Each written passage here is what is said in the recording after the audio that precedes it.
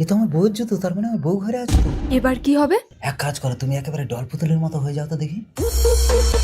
Perfect, এবার আমার বউ বুঝতেই পারবে না, ভাববে তুমি একটা রোবট।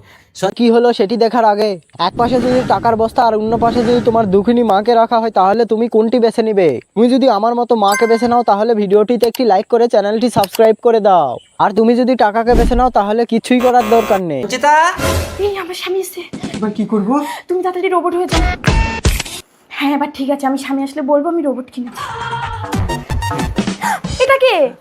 এটা একটা পুতুল, তুমি বাড়ি না থাকলে এই পুতুল সব কাজ করে দিতে পারে। ভালোই হলো, আমিও একটা রোবট কিনেছি।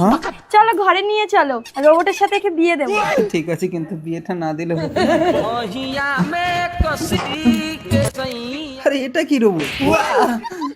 ঠিক আছে, নাটকটা কম করো নাহলে ধরে ফেলবে। আরে বেশি নাটক করো না, ধরে ফেলবে। এ নাও পুতুল পুতুল বিয়ে বিয়ে দিতে না। ঠিক আছে, তাহলে বিয়ে হয়ে গেছে। না এরা ফুলসজ্জা করুক, আমরা বেরিয়ে। চলো। ওই কিছু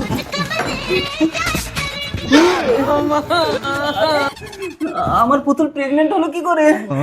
তুমি যে বললে এটা রোবট, এ তো মানুষ। আর তোমারও কি এটা পুতুল নাকি? আমি ফেসবুকে ওর কত ভিডিও দেখেছি।